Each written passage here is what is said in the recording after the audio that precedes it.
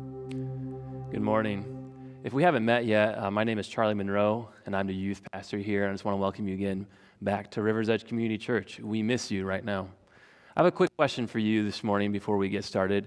Have you ever had a mountaintop experience before? A moment where you either felt on top of the world, or at least elevated above the normal circumstances that you found yourself in. A moment where you felt unstoppable, incredibly powerful, or maybe perhaps just had a moment of clarity. You ever had those aha moments where something just kind of connects in your mind that had never really connected before? That you felt like you saw the truth of something, whether it be in yourself or about yourself, or saw some truth about relationships that you're in, or friendships, or about your parents, or your kids, or where you work, or whatever. I kind of had one of those moments myself, and I've told the story a lot, so I won't retell it. But one time, just a quick landscape of it, one time my friends and I got stuck underground in some tunnels. It was super scary, super nerve-wracking, but also super exciting. But afterwards, we're walking back to our dormitories, and we're walking through campus, through groups of people, through the dining commons and places like that. And normally for me, I don't know about for you, but when I walk through groups of people in social settings, I get a little nervous. I have a little bit of that natural social anxiety. I'm more aware of who's there, how I look, and those certain things. But I remember distinctly after this moment, walking through those social areas, normally that would be kind of anxious for me, and not feeling that way at all. It was as if those little worries and those little fears and those little concerns were meaningless. Because I had just experienced something a little bit bigger than normal, a little bit bigger than ourselves, this exciting, nerve-wracking experience that put all these other little things into perspective. And in that moment, it felt like I saw the truth of how insignificant those little worries and those little fears are. This, you could say, journey for seeking truth is something that really doesn't know cultural bounds. Every civilization that has ever existed on some level has talked about or has been pretty concerned with what is true and what is not. Especially in our Western culture, the idea of what is factually true is very close to us. And a good example of what is factually true, I have something on the screen for you that I'd love for you to see. See, this is a factual truth.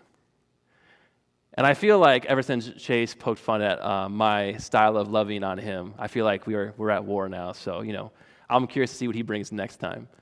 There's factual truth, things that we can see, things that we can feel, things that we can study. And then there is abstract truth. Kind of the bigger meaning, the metaphysical truths, as the Greeks would call it, their journey for truth. For them, truth was, what is the meaning of life? Why am I here? What is my purpose? And you and I are very concerned with what is true and what is not, especially right now. If you've been watching anything with the coronavirus stuff recently, that has been a huge theme of what's been going on. What is real and what is not?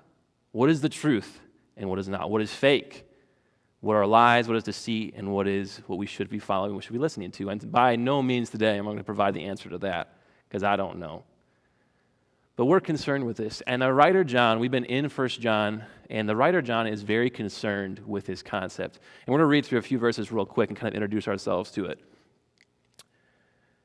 This is how we know if they have the Spirit of God.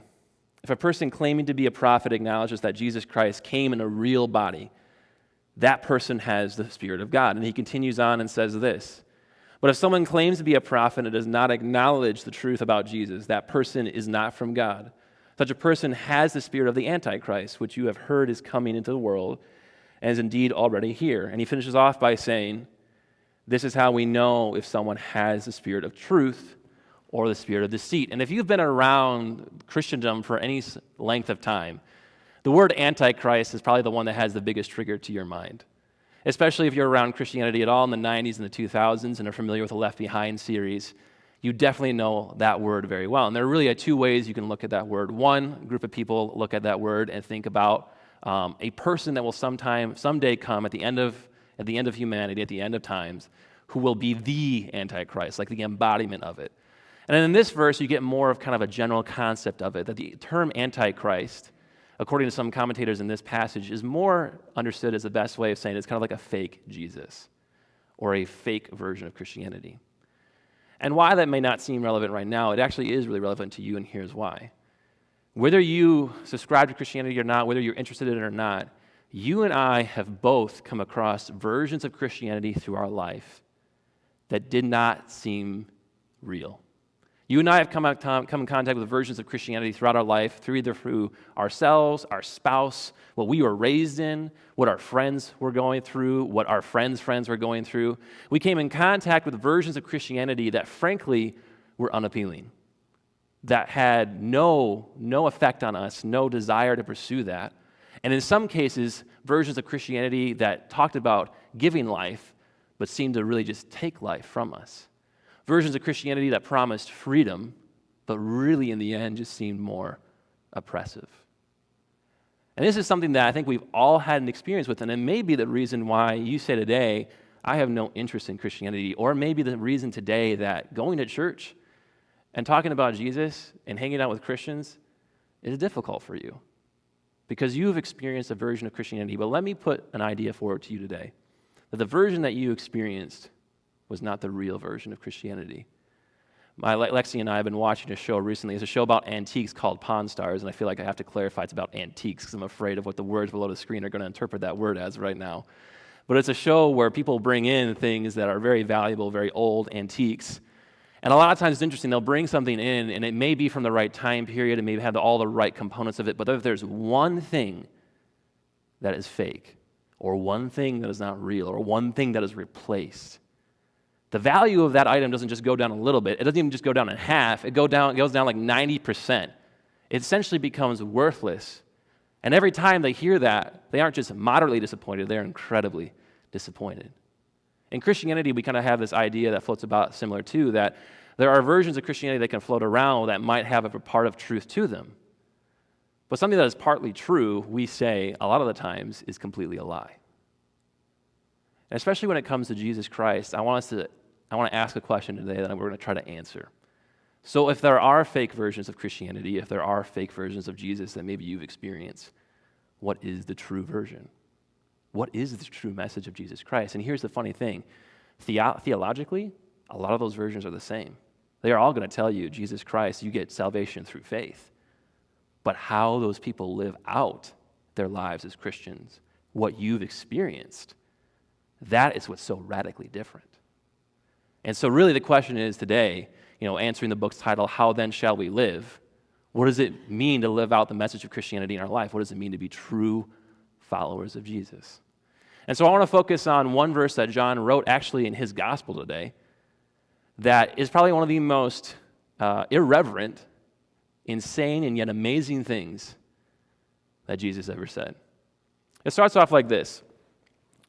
A little bit before Jesus was about to be crucified, this is one of the last meetings with his disciples. He knows this is happening. Judas actually left during this conversation to betray Jesus, so this is at the end.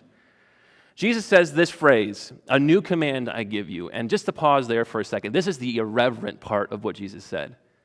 Imagine today that a governor, or our governor, said the phrase, "I'm going to bring you a new constitution, a new Declaration of Independence." We would lose our minds. We would freaking lose it. And I think a protest at the Capitol would probably be the least of things that would happen. Add into that a good dosage of an attachment to a religious faith, and you have about the feeling that the Jewish people would have had if they had heard this.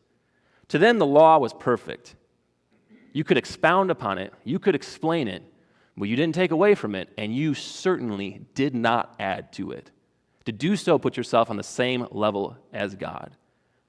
And yet Jesus, in this conversation, for some of his disciples, this probably was the moment that they were waiting for. The new command, the new rule, the new beginning. And yet the new command starts off in a way that is actually kind of underwhelming. Jesus comes on and says this, "Love one another," which to them was not a foreign idea, and to you and to me is also not a foreign idea. Love one another is the title of that blog post that you saw online that you didn't read. It's something that's become white noise to us. The idea of loving one another is something that is really portrayed by most major groups in Western world. There are some loud voices that definitely don't seem to do this, but most groups are going to somehow subscribe to some version of this on some level. But what Jesus says next is what makes this insane and yet amazing. It makes things incredibly simple for the Christian life, and yet at the same time, incredibly difficult. And you probably read it before, or you've heard it before, and you've glazed over it. But I want to rest in that today. So he goes on and says this, "A new command I give you, to love one another as I have loved you." And really, it is not an exaggeration to say that most of the New Testament, a vast majority of it, is simply expounding upon what this idea means in your and my life. What does it mean to practically live this out? And imagine me and the disciples hearing this right now. Jesus hasn't died yet. So at this moment, it's actually a little underwhelming to them probably as it was to us right now. But even then, think about the 3 years before that, all the patience that Jesus had shown to his disciples when they had said and done things that we find incredibly stupid and hilarious. Or the people that Jesus reached out to that were considered outside of the social norms. Or even the people that Jesus spent time with that were in power for the wrong reasons. There were no people who were in and out in Jesus' life. They were all in. And yet, not too soon after this statement, the reality of what that would mean would sink in a way that was amazing.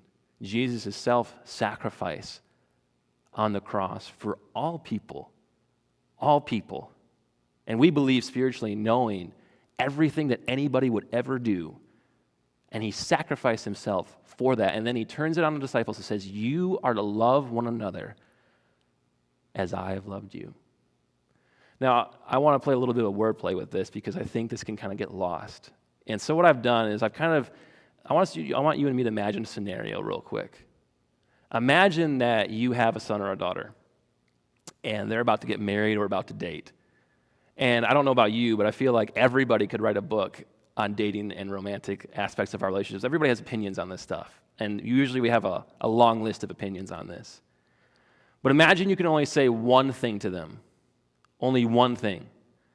And the one thing you could say was this: I want you to love your spouse the same way you've seen me love my spouse. How scared would you be to say that?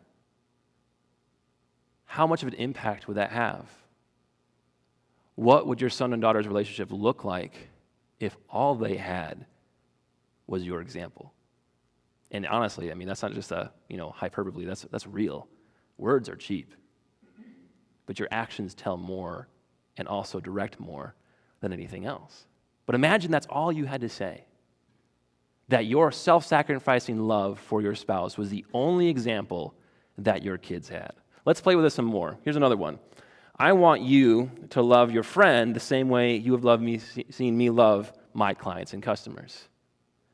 I want you to love them the same way that you have loved this group of people that you interact with. Is that something you'd be comfortable saying? Is that something that you would want that example lived on? Here's another one. I want you to love your son the same way you've seen me love those in political office. This is a little bit of my soapbox, I have to admit. But people who are made in the image of God are people who are made in the image of God. And yet, if that is our example of self-sacrificing love, and honestly, how we treat people we disagree with, probably is one of the number one things I see brought up in attacking Christianity's validity. Are you comfortable saying that? Am I comfortable saying that? Next one. I want you to love your daughter the same way you see me love my relatives. Your father-in-law, mother-in-law, your mom, your dad, your cousin, your aunt and uncle, your brother, and your sister. If that was the only example of love you had to give, what would that mean? And here's the next one. The last one is my hardest one personally for me to do, is I have to love your spouse the same way you have seen me love Consumers Energy. Specifically in my case, Consumers Energy representatives, or I guess I should say their help desk. I am personally getting counseling from my 6 phone calls with them, and they should be seeking new careers. But I hope you know that I'm kidding right now. But we've just, we've gotten into it a few times. And Lexi, whenever I bring up the idea of loving people, this is usually the one that she throws out at me to remind me that I'm not as great as I think I am. But I use this as an example because I think the idea of self-sacrificing love, again, is not a new idea to you, and it's definitely not a new idea to me. It is something that, again, is portrayed and put forward by lots of people. And when you hear this idea of like, oh yeah, I should treat people better, very few of you are shaking your fist at that. Very few of you are saying, oh, that's a terrible idea. Because you can imagine what the world would look like if that's what we did. You can imagine how things would be if that's how we acted. And I honestly think this whole idea of Christ's crucifixion and self-sacrificing love being the foundation of what we do as the Christians is why Paul was able to say in the next slide, I decided that while I was with you, I would forget everything except Jesus Christ, the one who was crucified. One version says, I chose to forget everything else but Jesus Christ crucified. This idea that self-sacrificing love and the example of that and what we're supposed to do with it is the pinnacle of how we're supposed to live. So the next question is this: why don't we do this? Why don't we just do this? We love the idea. You don't have to be a Christian to love this idea, but yet it isn't happening. I mean, maybe you're perfect, but I'm not. And so maybe the question is, why don't I do this? And the next statement I have to admit, is a little bit of Charlie's dose of cynicism, which I guess I'm more cynical than not. But hear me out on it, and let me explain what I mean by this. Here's why I think we don't just do this. I think we would rather be at war than at peace. And I'm not talking about armed warfare. I'm not talking about open, armed conflict. And I'm not talking about how there's more people that have died in the last century than the last 19 combined because of armed warfare. But I'm talking about something a little bit deeper within all of us, this desire for conflict. We would rather be at conflict with each other than at peace. Anthropologists apparently are as cynical as I am and agree with my thought process. One of them said that ever since the dawn of the individual in the human mind, ever since we could somehow encapsulate in our brain the concept of the me and the I, there's always been conflict because I am different than you. And some of them say as long as there is an I, as long as there is a me, myself, and I, there will always be conflict. The thing is I think that we know this, but I think it's really hard to admit. Ever since we were little kids, no one had to teach us to hit each other. No one had to teach us to throw things. No one had to teach us not to share. And yet as we grow up, we don't somehow abandon those things. We simply become more sophisticated in our means of conflict. We start using different things like gossip and conversations, the passive aggressiveness. Because the reality is sometimes we wouldn't know what to do if we didn't have a problem. We wouldn't know what to do if we couldn't have somebody to disagree with. Because a reality and just a natural thing of being in social circles is once you subscribe and have a certain belief system, there are other people that don't believe what you believe. And you wouldn't say that they're the enemy, but when you decide it's time to rant, decide to pick on somebody, tell the world why it's wrong, these people are your prime suspect. And this happens in a lot of little ways and a lot of big ways. Another little way this happens is even you and I have both been in conversations where we know we're wrong, and yet we keep fighting. Keep trying to justify ourselves, keep trying to somehow explain away why we're right. Even though in that moment the reality is we know we're wrong, we would rather fight it out. I think this is why James, the brother of Jesus, said this. He said, "What is causing the quarrels and fights among you? Don't they come from the evil desires at war within you?" I love this idea that it's not something that's happening to me externally, meaning it's not that person's fault, it's not the world's fault, it's not my circumstances. The desires to fight and quarrel, the desire to have conflict comes from within. And here's the thing. I don't think we're going to somehow educate this out of us. I don't think the solution that is oftentimes proposed is we just need to learn how to be better. Because clearly that isn't working. And I don't think that's cynicism. I just think if you look at the reality of the world and the way civilization has moved, we're not moving away from conflict. You and I are not moving away from conflict in our marriage, in our household, with our parents, with our kids, with our coworkers, with our boss. Even if we know inside it doesn't matter or we're choosing this fight, we choose it anyways. So what do we do with that? And again, you can disagree, but that's my Charlie's Daily Dose of cynicism. I listened to recently a very powerful sermon from Timothy Keller, but it was a sermon that he gave 5 days after 9/11. And just so you know, he has a church in Manhattan, New York, a massive church. Can you imagine having to give a sermon 5 days after 9/11 and what you would have to say in that moment? But what he said was absolutely brilliant. He said there are two types of leaders right now saying two types of messages.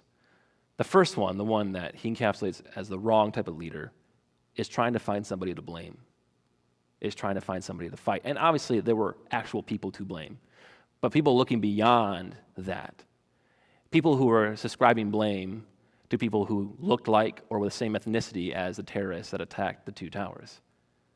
Subscribing blame, the 700 Club decided that the blame rested on the sins of America and that this was God's punishment, which was also voiced during Hurricane Katrina as well.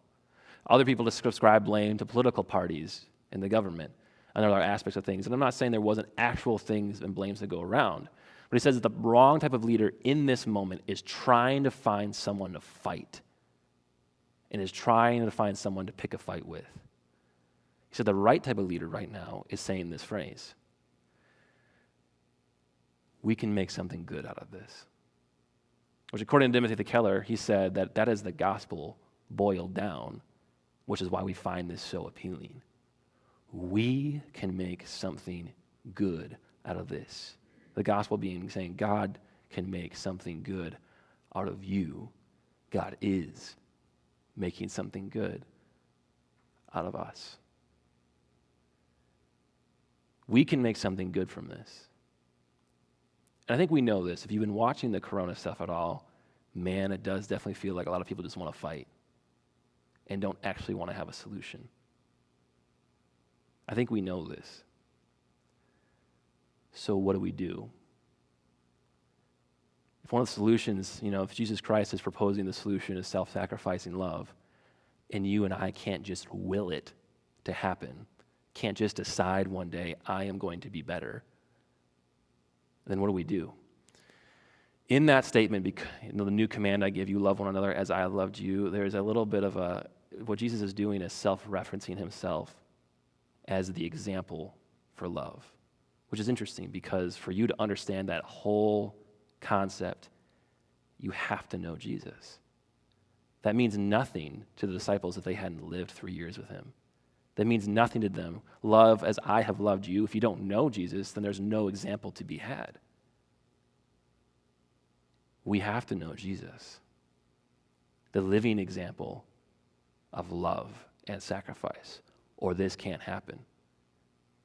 This life of self-sacrifice, the redemption of relationships in your life that seem beyond hope, the redemption of the world itself. All the things that we talk about, how we want things to be different, unless, like I talked about at the beginning, unless there's something bigger than us, unless there's something greater than us, giving us that moment of truth and clarity, we're never going to see through the darkness, see through the fog, and just fix this on our own. John, in the same passage we referenced at the beginning, says this. He says, because the Spirit who lives in you is greater than the spirit who lives in the world. And I love the hope in that message. And I honestly think this is one of those verses you can take out of context and use whenever you want. Greater is he that is in you than is in the world, one version says. Jesus Christ gives us the ability through knowing him, through him being the example, and I believe spiritually through a relationship with him, endows us with the ability and the power to actually live like Jesus, that we cannot find anywhere else in the world and in life. And here's where potentially I've lost you a little bit. Everything, whether you're tracking with me so far, it makes sense. Self-sacrificing love is something we need. The world has issues. We should fix it. But this spiritual aspect of talking to an entity that doesn't, either you don't really feel like it's there, or you feel like it's distant, or you can't even see, kind of seems ridiculous. When Jesus was first recruiting his disciples, some of them had questions and doubts. The reality is, in that moment, is he didn't try to intellectually, battle with them to convince them. One of the disciples said a phrase I'm going to say to you. They said, "Come and see." Come and see. Try it out.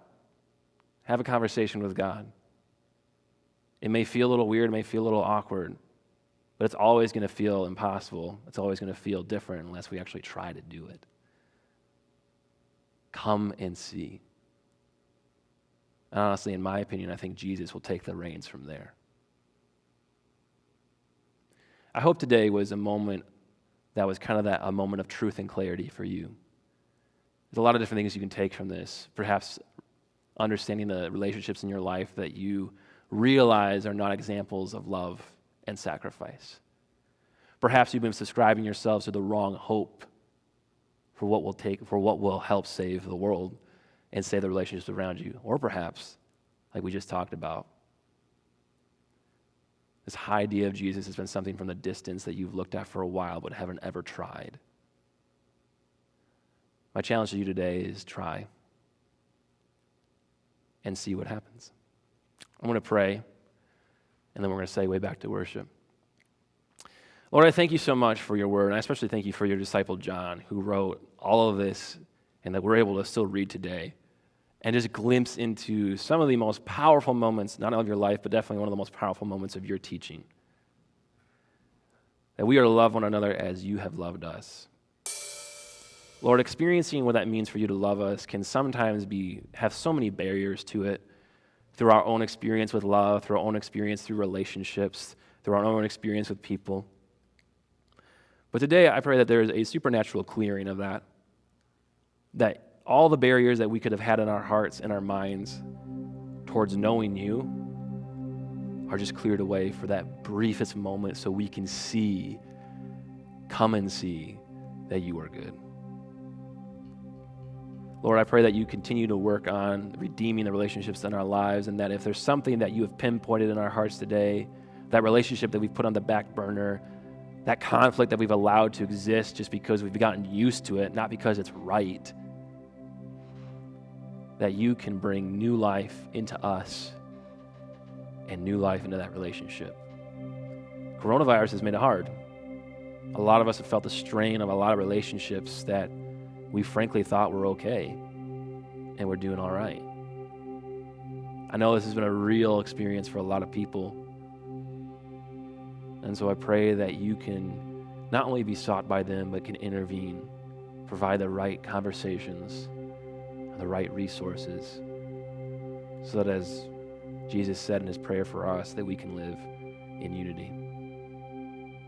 Thank you for this time. Thank you so much for Rivers Edge Community Church. And thank you for your word in Jesus' name. Amen.